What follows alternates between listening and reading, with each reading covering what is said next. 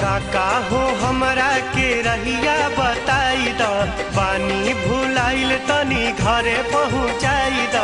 ना जानी गौआ के नाम, एगो काली माई बाड़ी हमरा गाँव। ओ एगो काली माई बाड़ी हमरा गाँव।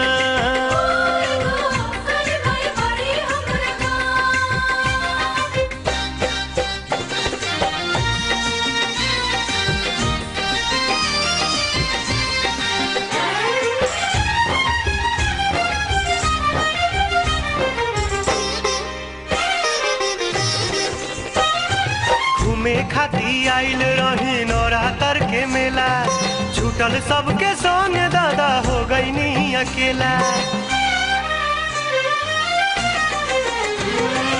घूमे खाती आइल रही नवरात्र के मेला, छूटल सबके संग